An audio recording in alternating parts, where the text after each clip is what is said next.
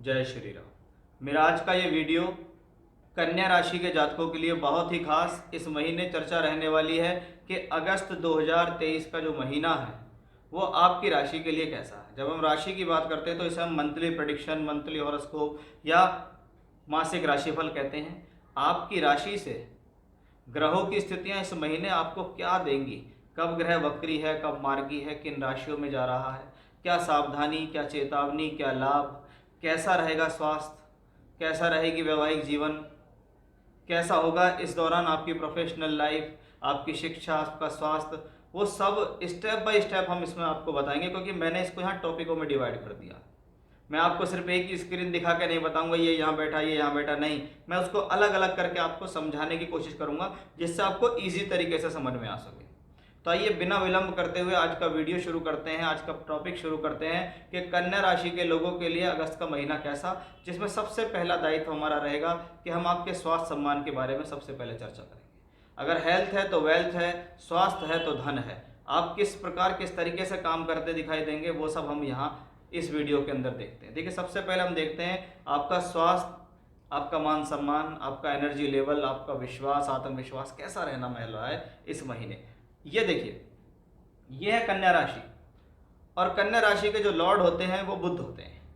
बुध आपकी राशि के मालिक हैं और राशि का मालिक बुध 12वें घर में गोचर करता है। अगर देखा जाए तो पूरे महीने ये बुध 12वें घर में गोचर करता है। अब इसको समझिए, राशि का मालिक अगर 12वें घर में जाता है तो ये जीवन में हेल्थ के लिए बहुत अच्छा नहीं माना जाता।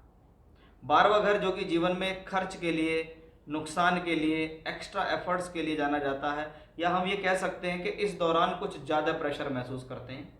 इस दौरान थोड़ा स्वास्थ्य भी निर्मल दिखाई देता है, या इस दौरान थोड़ा हेल्थ चेतावनी के उस पर दिखाई देता है। क्योंकि ये खर्च का और व्यय का स्थान है, इसलिए आपको अपने आप को खर्च करना पड़ेगा, आपको कुछ ज़्यादा एफर्ट्स लगाने पड़ेंगे। ये आपका बुध ग्रह यहाँ इस चीज़ को दर्शाता है, जिसने पहले ही बार में इस चीज़ को चैलेंज दे दिया है कि हाँ भाई, बुध इस महीने आपसे थोड़ा सा प्रेशर के रूप में काम करेगा। इस दौरान आपको अपने स्वास्थ्य का भी ध्यान रखना है, अपने आत्मविश्वास को डगमगाने नहीं देना है, अपना कॉन्फिडेंस लेवल बनाकर रखना है।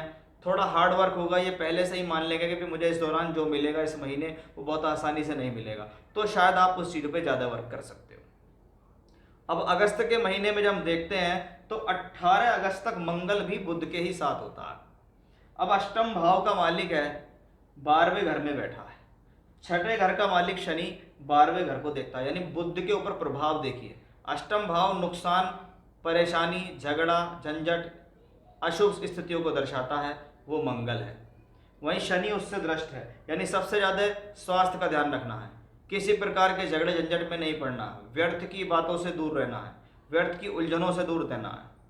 इस दौरान कोई ऐसा काम आपसे ना हो जाए जिससे सामाजिक रूप से आपका हनन हो या आपके समाज में सम्मान हानि हो जाए।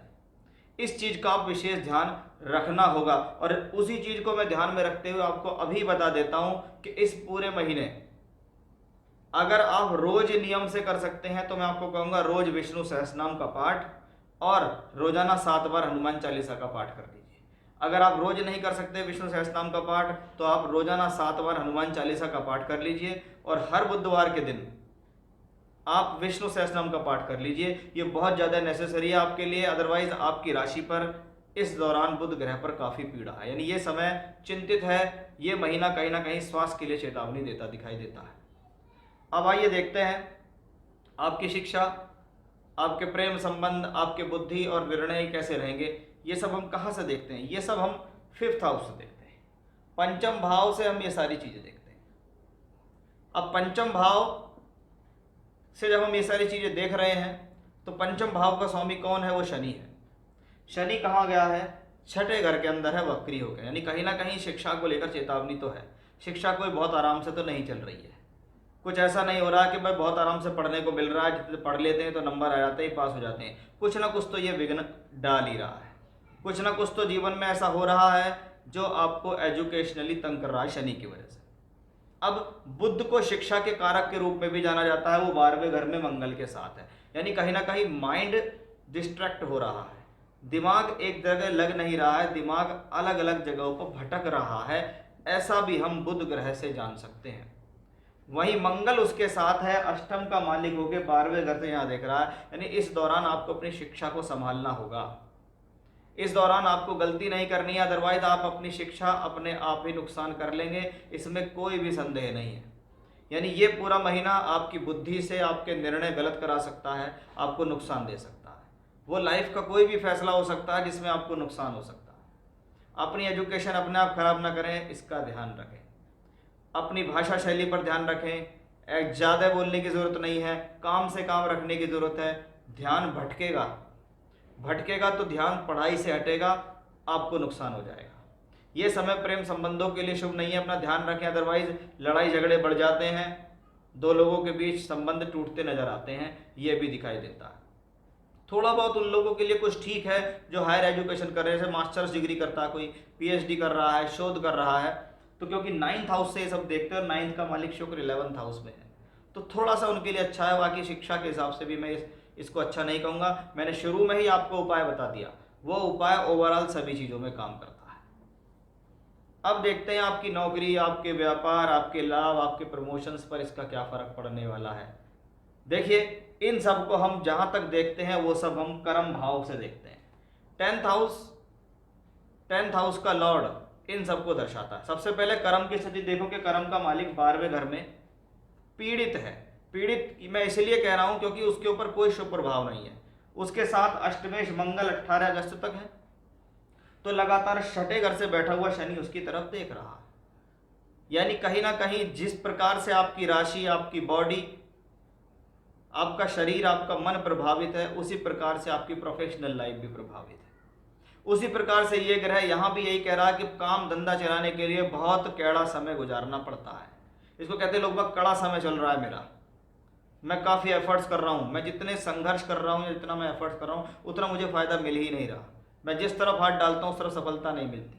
10 जगह प्रयास करता हूँ तो 2 जगह सफल होता हूँ। वो चीज़ हमें इसे यहाँ 10th लॉर्ड से भी दिखाई देती है। किसी प्रकार का नौकरी में बदलाव के लिए सोच रहे हैं, बिल्कुल ना सोचें, जहाँ है जिस जगह पे है वहीं रहे।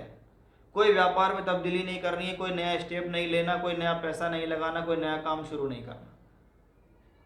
व्यापार में नुकसान का योग कहते हैं इसे, नौकरी में लॉस का योग कहते हैं कि अपनी तरफ से कोई गलती ना करें, अदरवाइज या तो व्यापार का नुकसान होगा या जॉब लॉस हो जाएगा।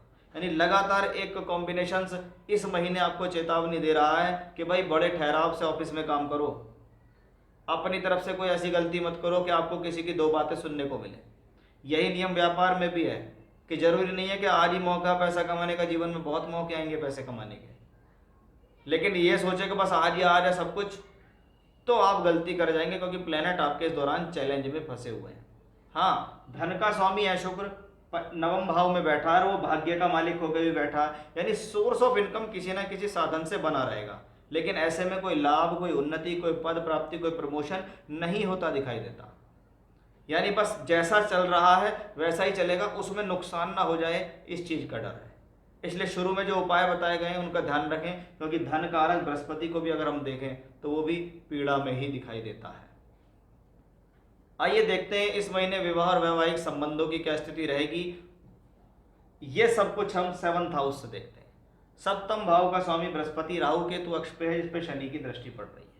इसका मतलब कहीं ना कहीं विचार, वैवाहिक जीवन, हस्बैंड वाइफ के बीच के रिलेशंस कोई बहुत मधुर नहीं है। बस गाड़ी चल रही है, उसको कैसे ही संभाल के रखो। 18 अगस्त को मंगल आ जाएगा यहाँ, ये ध्यान रखिएगा आप।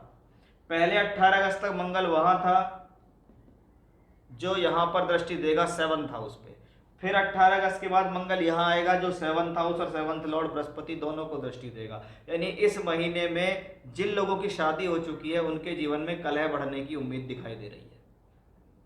उनके जीवन में जो वैवाहिक वातावरण है उसके अंदर किसी प्रकार का कलह ना हो जाए, कोई खटास ना हो जाए, कोई बड़ा विवाद ना खड़ा हो जाए, उसका ध्यान रखें। अपने एग्रेशन पे कंट्रोल रखना है, अपने वाद विवाद से आपको बचना है, अपनी बोलचाल पर आपको संयम रखना है, अन्यथा आपकी समस्या बढ़ सकती हैं। इस दौरान कोई वैवाहिक संबंध बनता नहीं दिखाई देता, कोई वर वधू नहीं मिलने वाली है, कोई शादी का योग भी नहीं बनने वाला है।